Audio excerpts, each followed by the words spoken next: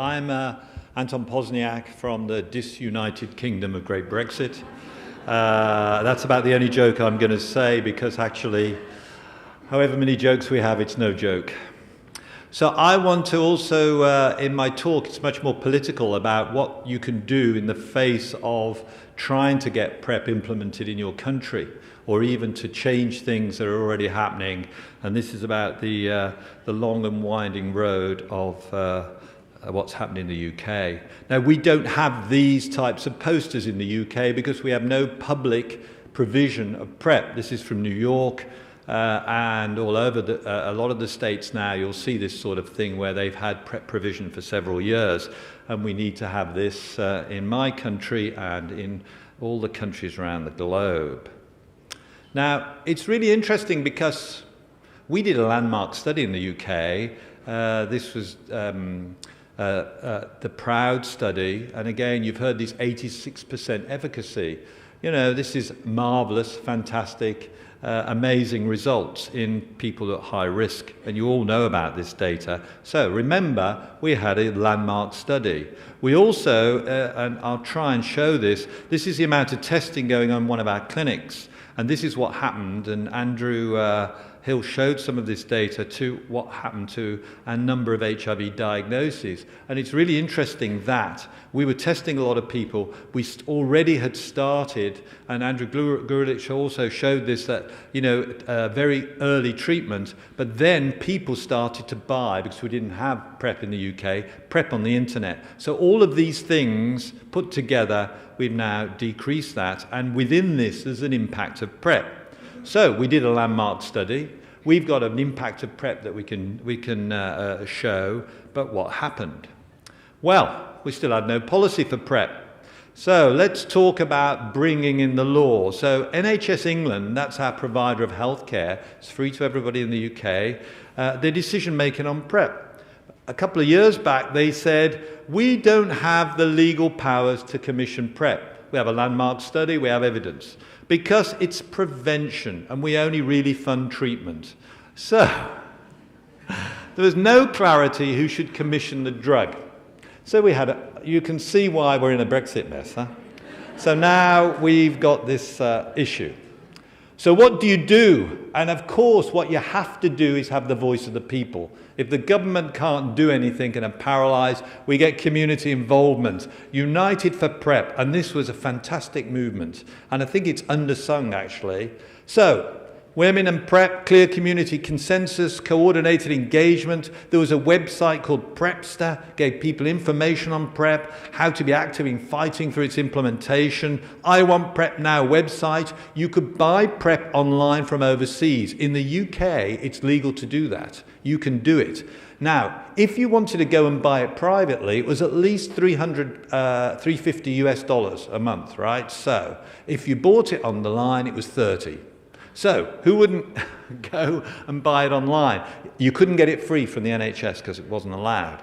The sexual health clinicians, and our clinic was the first clinic to set up a specific clinic where people could come and be checked for HIV, as well as have their drug levels checked of the PrEP they're taking, in case because people were concerned it was not high quality, and we could do their blood tests. Now, these were treatment clinics, yet we were running prevention clinics within that.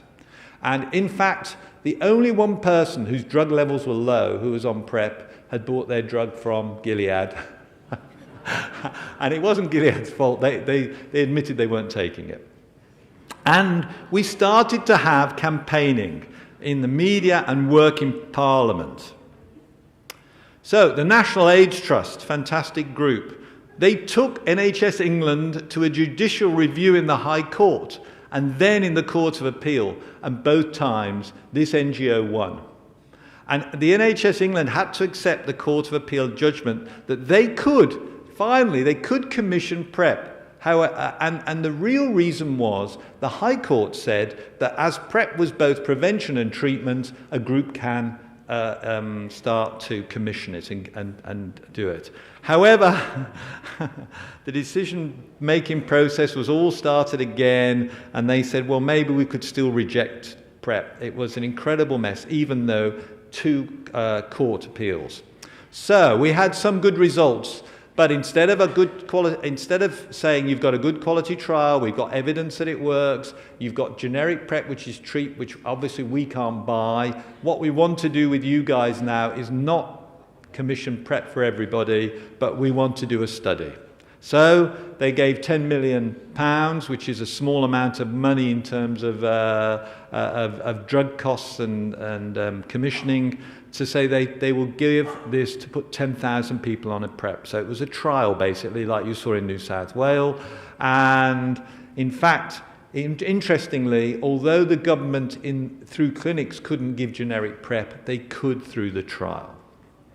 Okay, so the trial questions are pretty obvious. What proportion of people going to the clinic will take PrEP? Who's going to accept it? What length? How long do they take it for? And the two more difficult questions: what is actual impact on HIV incidence in the population, and the STI incidence in the population? So what happened? It was incredibly popular. Why? Because if you sign up to this, you get PrEP for nothing. Whereas otherwise, you're spending at least £30 of your money every month. So, and you get guaranteed follow-up and everything else going on. So if you want PrEP, you might as well sign up for this rather than try and do it by yourself. So 10,000 participants were already, by Friday last week, enrolled. The speed of recruitment significantly exceeded initial expert predictions. Never believe what experts tell you, right, about what's going to happen in the future, because they often get it wrong. And it was obvious to all of us sitting there going, there are thousands of people who want it. So 10,000 people went in the trial, and the others who are still buying PrEP on the internet. So what's happened now? They want to increase the trial up to 13,000 and then up to 26,000. That will be a significant number of high-risk gay men entering the trial finally. So, well, we still don't have it through the NHS. They want to wait till 2020 till the trial's all finished. But in the meantime, as in the usual British fashion, we are prepared. We are prepared with guidelines on the use of HIV pre-exposure prophylaxis.